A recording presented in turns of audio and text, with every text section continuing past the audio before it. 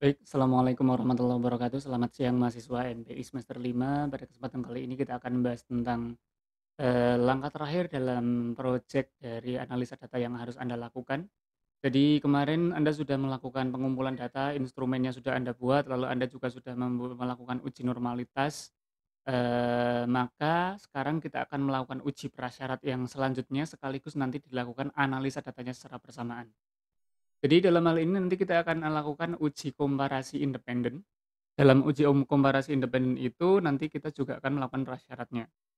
Sedikit saya sampaikan tentang teorinya. Yang namanya uji komparasi independen itu bertujuan untuk mengetahui apakah terdapat perbedaan atau tidak dari rata-rata dua kelompok. Jadi misalnya, saya punya kelompok antara laki-laki dan perempuan. Contohnya demikian.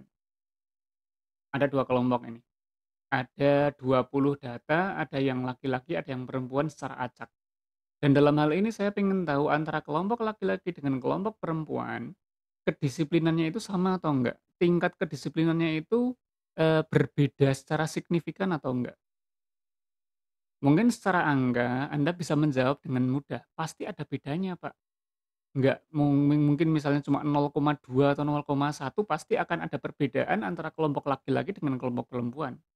Benar seperti itu, tetapi yang jadi masalah adalah dalam statistika, perbedaannya itu signifikan atau tidak. Ini yang paling penting. Karena yang namanya perbedaan secara signifikan, maka perbedaannya itu nanti dapat digunakan sebagai generalisasi untuk populasi.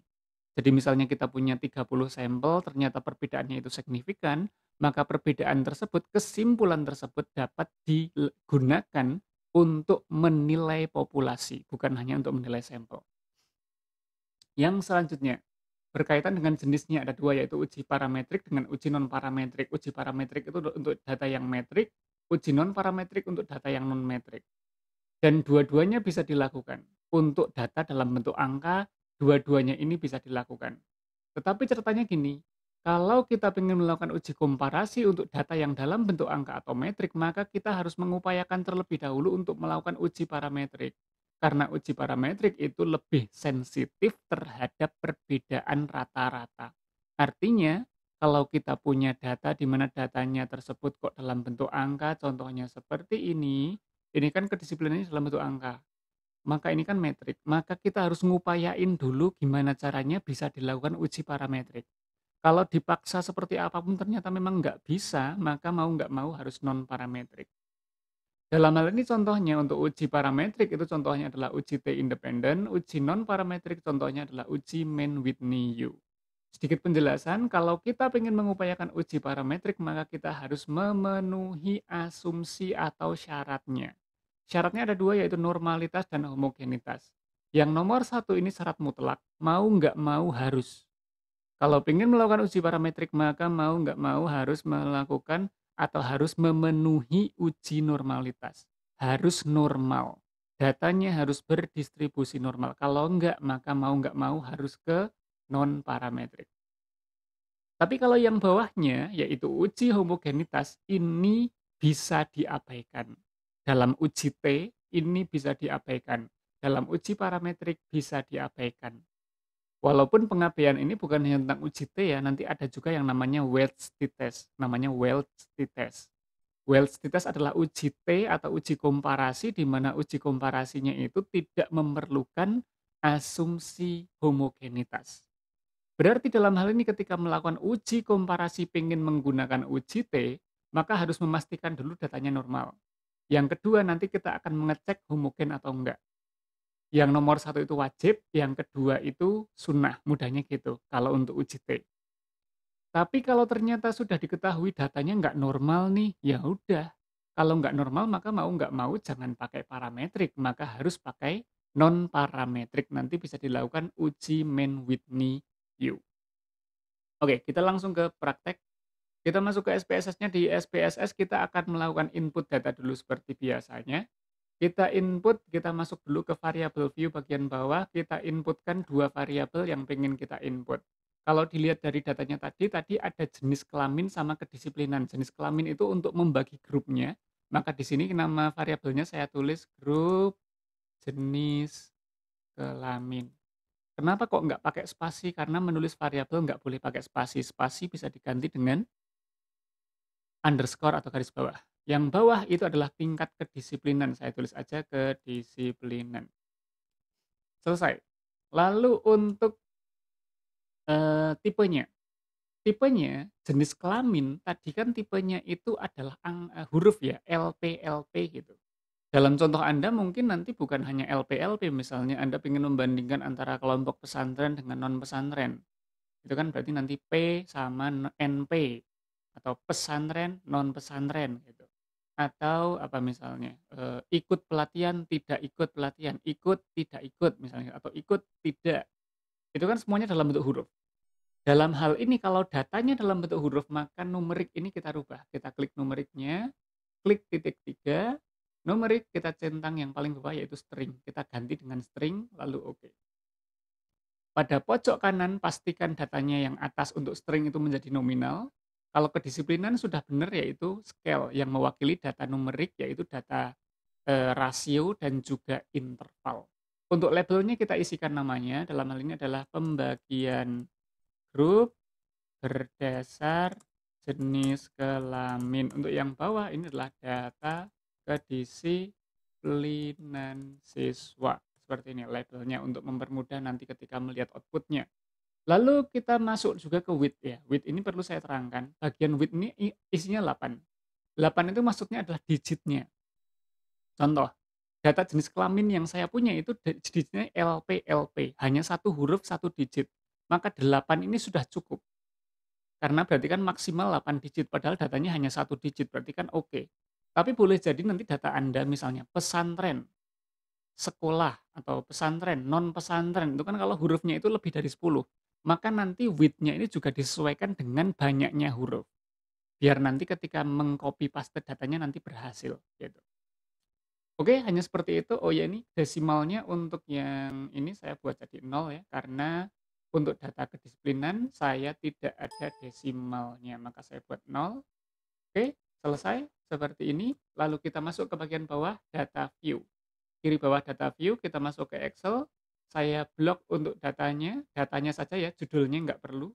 Judul kolomnya nggak perlu, datanya saja, klik kanan, copy. Masuk ke SPSS, kita paste. Selesai. Selanjutnya kita akan melakukan uji homogenitas dan uji T secara bersama-sama. Kita klik Analyze, kita klik Compare Means. Compare Means ada beberapa pilihan di sini. Kita pilih yang Independent Sample T-Test karena kita sedang ingin melakukan uji T independen. Untuk yang tes variabel kita masukkan nilainya, yaitu nilai kedisiplinan, kita masukkan ke yang tes variabel. Untuk grupnya, karena grupnya berdasarkan jenis kelamin, maka yang ini saya isi ke yang bawah sini. Jangan lupa kita definisikan, define grupnya. Grupnya kan untuk data saya ada LP, LP, LP. Maka di sini untuk grup pertama saya tulis menjadi L, grup kedua saya tulis P. Seperti ini. Sesuaikan dengan datanya. Kalau datanya kok misalnya pesantren, non pesantren, ya tulis pesantren, non pesantren, atau ikut, tidak, dan seterusnya. Laki, perempuan, sesuaikan dengan isinya. Sesuaikan dengan isi data yang ada di sini. Klik continue, klik OK. Dan selesai. Maka tinggal kita interpretasikan. Dari dua data ini, dua kolom ini, dua tabel ini kita akan deskripsikan. Yang pertama adalah dari kolom grup statistik. Yang pertama adalah L-nya ternyata jumlahnya 9, P-nya jumlahnya 11. Boleh nggak kita membandingkan laki-laki jumlahnya 9 dengan perempuan jumlahnya 11? Boleh, karena nanti yang dibandingkan itu bukan jumlah orangnya, tapi rata-ratanya. Maka dari itu mau membandingkan 9 dengan 30 pun tidak apa-apa, nggak masalah. Berarti oke, lalu min-nya dilihat di sini. Rata-ratanya untuk laki-laki itu 61, perempuan 72. Artinya sebetulnya dari sini kita udah bisa lihat, dari sampel ini terdapat perbedaan rata-rata antara kelompok laki-laki dengan kelompok perempuan. Loh Pak, kalau udah tahu kayak gitu lalu kenapa dilakukan uji T? Berarti kan sudah jelas ada perbedaan. Belum cukup. Karena yang namanya uji T itu harus dilakukan untuk mengetahui bedanya ini signifikan atau enggak. Seperti yang kita bahas di awal tadi. Kalau rata-rata ada dua kelompok itu kemungkinan besar itu pasti berbeda. Tapi masalahnya bedanya signifikan enggak? Kalau bedanya signifikan, maka perbedaan ini dapat digeneralisir untuk populasi. Kalau bedanya enggak signifikan, berarti dia enggak reliable. Berarti dia bukan data yang bisa diandalkan. Bukan data yang bisa dijadikan referensi untuk digeneralisir kepada populasi. Seperti itu. Yang selanjutnya kita akan mendefinisikan tabel yang kedua, ya, mendeskripsikan tabel yang kedua, ada kolom Levenes test ya, Levenes test sama kolom uji T-nya. Pada Levenes test ini adalah untuk mengetahui datanya itu homogen atau tidak. Pada kolom yang ini untuk mengetahui terdapat perbedaan atau tidak antara kelompok laki-laki dengan kelompok perempuan.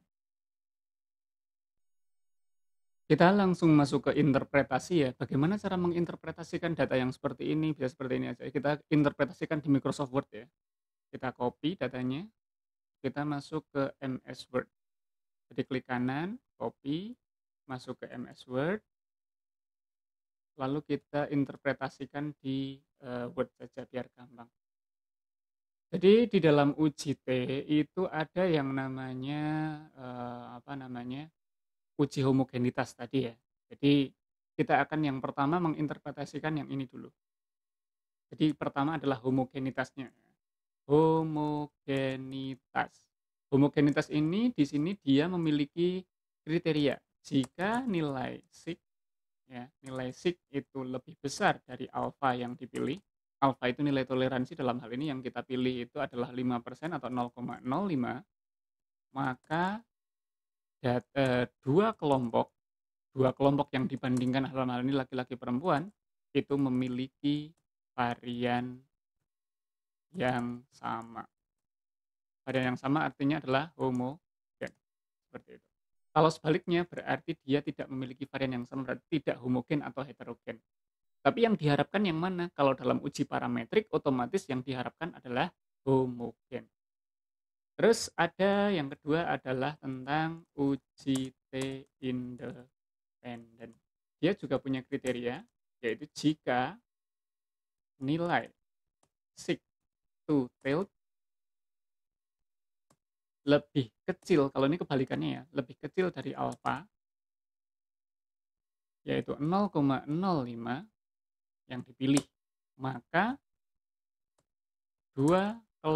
terdapat gitu, maka terdapat perbedaan yang signifikan. Signifikannya tertulis antara dua kelompok. Kalau sebaliknya berarti nggak terdapat perbedaan yang signifikan. Oke, kita interpretasikan sekarang. Dilihat di sini, nilai sig-nya untuk uji homogenitas Levenes test. Berdasarkan Levenes test, didapatkan nilai sig-nya adalah sekitar 0,835. Artinya apa? Artinya datanya lebih besar dari alfa. 0,835 lebih besar dari alfa, otomatis datanya adalah homogen. Oke, kesimpulannya berarti homogen ya. Homogen. Berarti nanti tinggal ditulis aja kesimpulannya di bawahnya. Berarti kesimpulannya homogen. Artinya homogen itu apa? Dua kelompok tersebut memiliki varian yang sama. Karena nilai alfanya atau nilai sig-nya lebih besar dari alfa. Lalu untuk menyimpulkan untuk uji T-nya kita lihat pada kolom sig to tail. Dan sig to tail di sini ada dua nilai, ada 0,119 sama 0,117. Mana yang akan kita pakai? Yang akan kita pakai sesuai dengan kolomnya di sini. Lihat di sini. Tadi juga saya sebutkan kan, dalam uji T, itu homogenitas itu bisa terpenuhi, bisa enggak. Terpenuhi juga enggak apa-apa, enggak juga enggak apa-apa, walaupun yang lebih bagus adalah yang terpenuhi. Dalam hal ini homogenitasnya terpenuhi. Maka saya pilih yang atas, karena di sini tertulis equal variance assume, artinya homogenitasnya diasumsikan. Diasumsikan datanya homogen. Kalau yang bawah, diasumsikan datanya tidak homogen. Dalam hal ini, karena data yang saya pakai ini dia adalah homogen, karena nilai sig-nya lebih besar dari alfa, berarti kan homogen. Karena dia homogen, maka dari itu nilai sig to tilt yang saya pakai adalah sig to tilt yang kolom yang atas. Berarti sig to tilt yang saya pakai adalah 0,119. 0,119 apakah lebih kecil atau lebih besar dari alfa? Jawabannya jelas lebih besar dari alfa. Karena lebih besar dari alfa, maka kesimpulannya tidak seperti ini. Kesimpulannya adalah Saya tulis di bawahnya. Karena nilai seek to tilt yang didapatkan ya, seek to tilt-nya itu 0,119 yang artinya lebih besar dari alfa, berarti kan maka tidak terdapat perbedaan yang signifikan antara kelompok laki-laki dengan kelompok perempuan, antara dua kelompok yang dibandingkan. Antara dua kelompok, yaitu kelompok laki-laki dan kelompok perempuan, tidak terdapat perbedaan yang signifikan. Dari sini kan berarti terlihat sekali ya, bahwasannya tadi kita sudah melakukan analisa uji T, dilihat ternyata minnya berbeda 61 sama 72, yang jelas sebetulnya ini selisihnya ada sekitar 11 poin gitu kan. Tapi ternyata walaupun berbeda, walaupun ada selisih antara rata-rata laki-laki dengan rata-rata perempuan, ternyata perbedaannya nggak signifikan. Kalau perbedaannya nggak signifikan, maka apa yang terjadi? Maka kesimpulan ini hanya berlaku untuk sampelnya saja, tapi tidak bisa diberlakukan untuk populasi. Berarti misalnya 20 data yang saya ambil ini saya ambil dari satu sekolah yang isinya 100 orang, maka ini hanya berlaku untuk 20 orang yang saya ambil. Nggak bisa digunakan untuk menjustifikasi seluruh populasi sebanyak 100 orang di sekolah tersebut. Mudahnya demikian. Oke, demikian untuk uji T yang dilengkapi dengan prasyarat homogenitasnya. Silakan Anda kerjakan untuk kelompok yang melakukan uji komparasi. Anda buat laporannya cukup seperti ini aja kok. Kayak gini ini aja, yang penting ada kesimpulannya. Yang penting Anda tahu kesimpulannya, tahu alasannya mengapa demikian. Nanti UASnya saya akan menanyakan terkait hasil dari uji yang Anda lakukan. Kurang lebihnya mohon maaf. Assalamualaikum warahmatullahi wabarakatuh.